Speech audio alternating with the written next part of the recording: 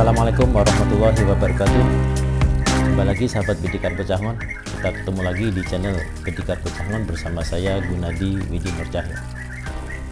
Nah sahabat, setelah beberapa episode kita banyak belajar dan mengambil hikmah dari berbagai kisah sufi,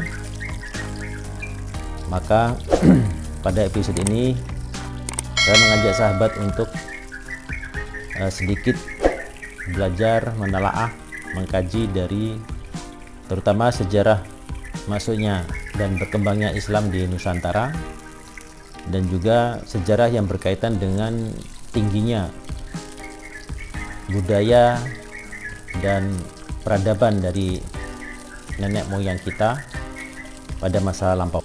Nah, mudah-mudahan dengan mempelajari sejarah ini kita akan tumbuh kesadaran terhadap diri kita tentang tingginya karakter dan budaya bangsa kita ini sejak dulu. Nah, sahabat Bidikar Pecangon, dalam suatu naskah kuno Tiongkok disebutkan suatu negeri di mana negeri ini sangat sejahtera, yang disebut oleh penduduk Tiongkok pada saat itu adalah negeri Chop-o, ya, Chop-o atau Chok-po, saya kurang tahu ucapan yang sebenarnya karena ini istilah dalam bahasa Tiongkok, ya, jadi saya sebut saja sebagai negeri Chop-o. Di masyarakat Tiongkok waktu itu menyebutnya negeri Chop-o. Nah, di negeri Chop-o ini mereka temukan sebuah kerajaan yang sangat sejahtera dan sangat masyhur pada saat itu, dan mereka sebut negeri itu bernama atau kerajaan itu adalah kerajaan Holing. Nah, masyarakat Tiongkok atau para penjelajah negeri Tiongkok pada saat itu menyebutnya kerajaan Holing. Nah, kerajaan Holing ini dipimpin oleh seorang raja perempuan atau bisa juga disebut sebagai ratu yang bernama Ratu Simo. Ya, jadi nama rajanya adalah Raja Simo atau Ratu Simo. Nama kerajaannya Holing dan nama negerinya adalah negeri Chop-o. Nah, karena kondisi atau keadaan kerajaan Holing ini yang sangat sejahtera dan keamanannya juga sangat luar biasa, jadi kesejahteraan dan keamanannya begitu terjamin, sehingga ini menarik perhatian para pengembara-pengembara dari negeri-negeri lain. Nah, salah satunya keberadaan kerajaan Holing ini menarik perhatian pengembara atau penjelajah dari negeri lain. Salah satunya adalah negeri yang disebut Tache.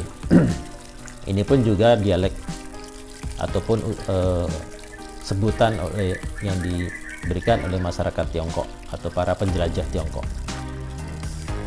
Nah, maka diutuslah penjelajah dari negeri Tache ini ke negeri Chop-o untuk mengunjungi kerajaan Holing. Mereka ingin melihat sendiri bagaimana kondisi kerajaan Holing, dan mereka ingin mengadakan hubungan kerjasama dengan Ratu Simo tadi.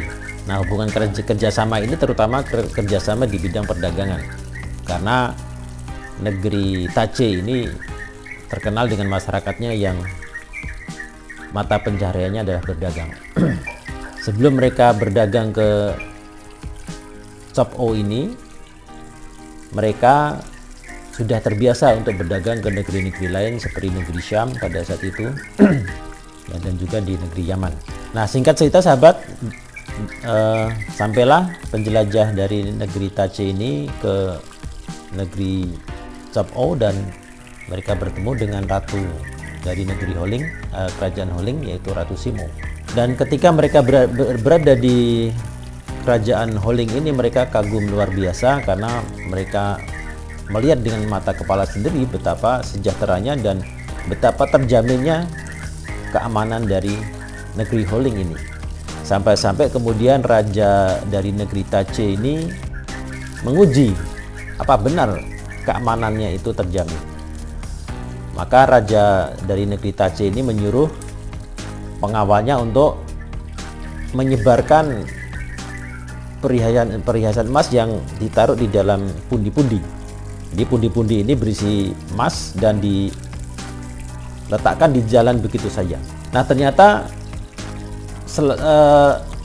selama berhari-hari pundi-pundi yang berisi emas ini tetap utuh seperti sedia kala, tidak ada satupun penduduk negeri Holing ini yang menyentuhnya.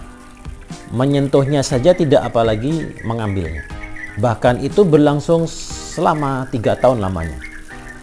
Jadi Raja Tache ini membiarkan pundi-pundi emas ini berada di jalanan begitu saja, bahkan sampai 3 tahun, dan selama itu pula tidak ada satupun penduduk Holing yang mengambil, bahkan mendekat saja tidak. Jadi setiap kali ada penduduk Holing yang berjalan di jalan itu dan mereka melihat adanya pundi-pundi emas itu, mereka langsung menyingkir, tidak mau mendekat. Itu berlangsung sampai 3 tahun. Sampai kemudian dikisahkan satu ketika putra mahkota berjalan melewati jalan di mana pundi-pundi emas ini diletakkan. Dan oleh putra mahkota pundi-pundi ini ditendang sampai ya sebagian pundi-pundi itu pecah, emasnya berserakan. Nah, kejadian ini ternyata didengar oleh Ratu Sima atau Ratu Simo. Ya, Ratu Simo mendapatkan kabar tentang kejadian yang dilakukan oleh putra mahkota yang juga adalah putranya sendiri. Jadi Ratu Simo adalah ibunda dari putra mahkota yang menendang pundi-pundi tadi. Nah, mendengar berita ini Ratu Simo sangat marah. Ya, dipanggilnya putra mahkotanya tersebut. Lalu kemudian diberi hukuman yang berat. Hukuman yang diberikan oleh Ratu Simo adalah kaki yang digunakan untuk menendang pundi-pundi emas itu dipotong. Nah, bayangkan sahabat, padahal itu adalah putranya sendiri. Nah, kenapa Ratu Simo sampai marah seperti itu? Karena dalam pandangan Ratu Simo, apa yang dilakukan putra mahkota ini melanggar dari apa yang selama ini menjadi kebijakan kerajaan, bahwa Ratu Simo menjamin keamanan, kesejahteraan dari masyarakat penduduk kerajaan Holing ini. Nah, apa yang dilakukan oleh putra mahkotanya dianggap sebagai mengganggu ketentraman. Hanya sekedar mendang pundi-pundi yang tidak jelas siapa pemiliknya itu dianggap sebagai mengganggu ketentraman, melanggar hukum yang berlaku selama ini di negeri Holing. Maka karena putra mahkotanya dianggap melanggar dan telah mengganggu ketentraman, Ratu Simo memberikan hukuman berat, memberikan keputusan yang tegas, tidak pandang bulu.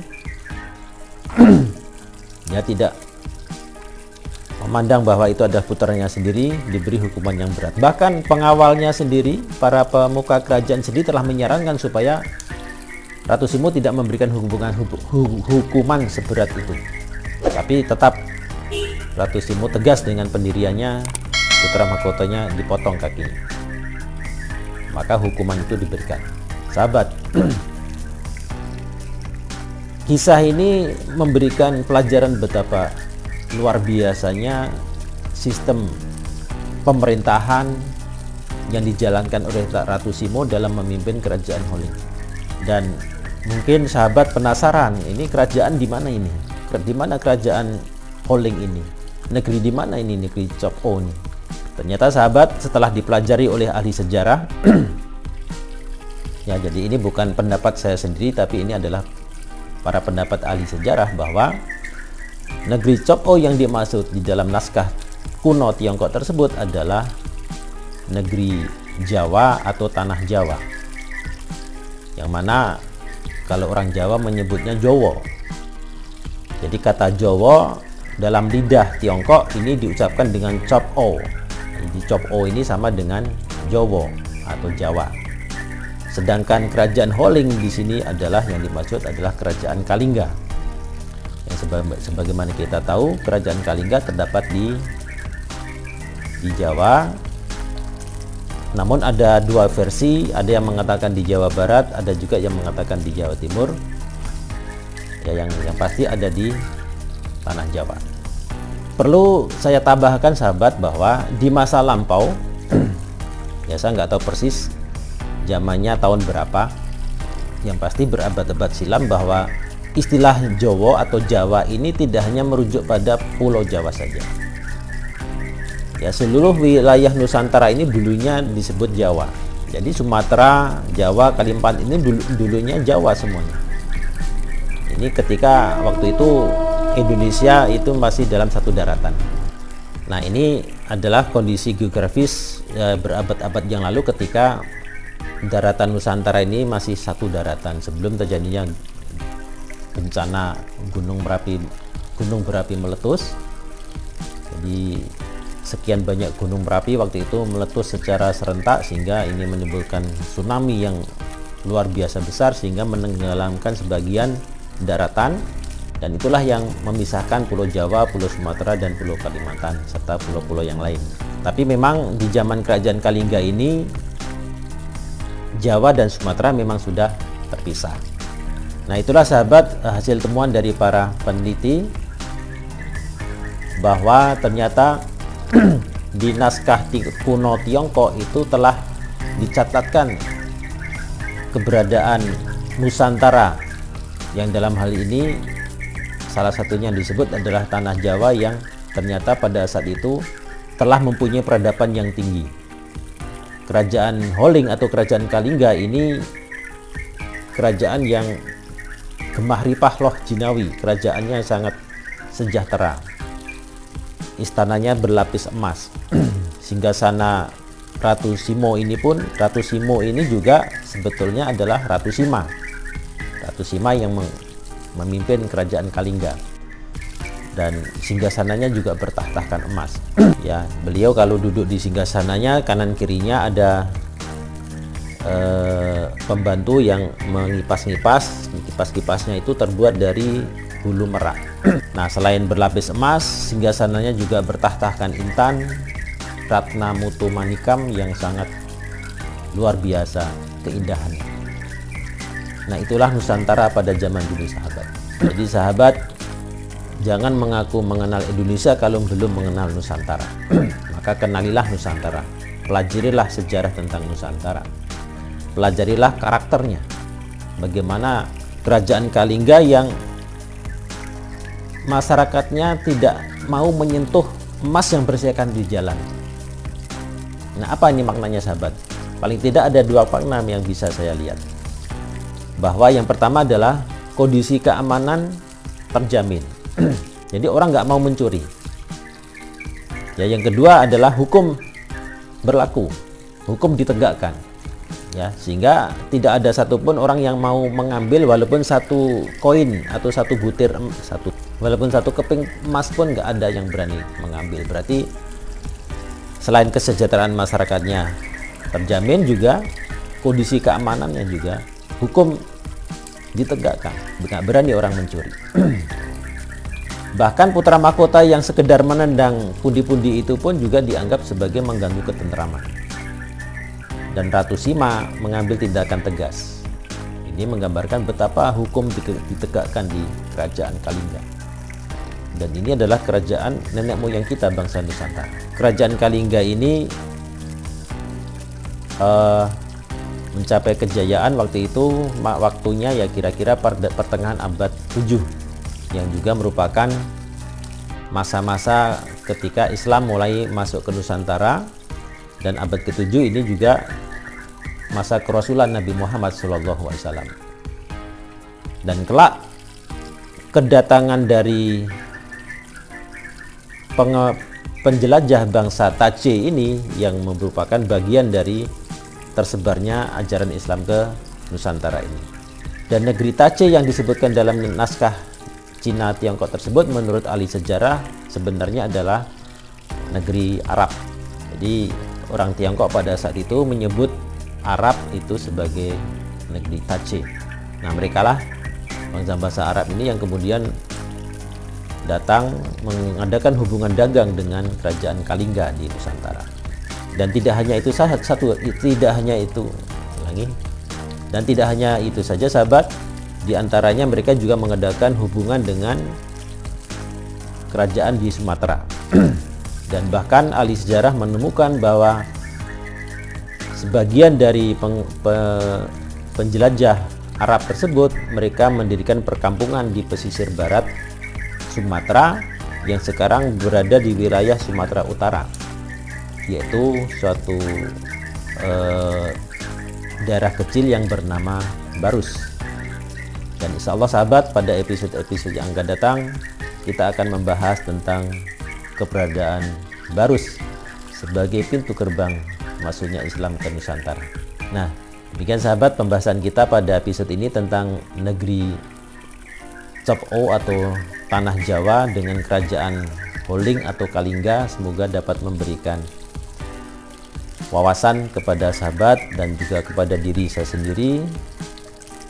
Dan saya mengajak sahabat untuk mari kita gali, mari kita kenali lagi budaya, karakter dari bangsa kita yang sekarang ini sudah mulai dilupakan orang, bahkan tidak dikenal. Maka kita dengan menggali sejarah ini kita akan kembali, ibarat pepatah Minang, membangkit batang tarandam, supaya bangkit kembali Nusantara, supaya bangkit kembali Indonesia, supaya bangkit kembali karakter bangsa kita yang dikenal sebagai bangsa yang tinggi peradabannya.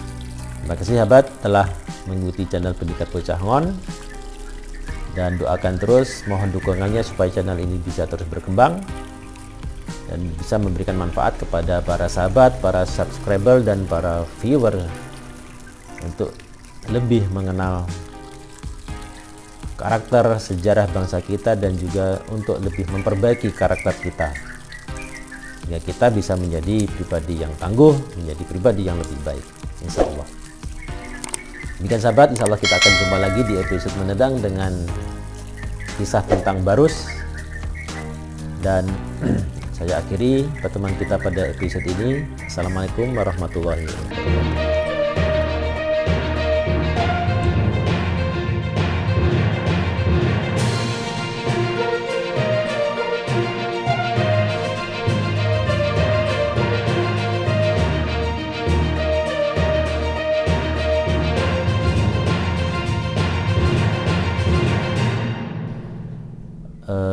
Sejarah terutama sejarah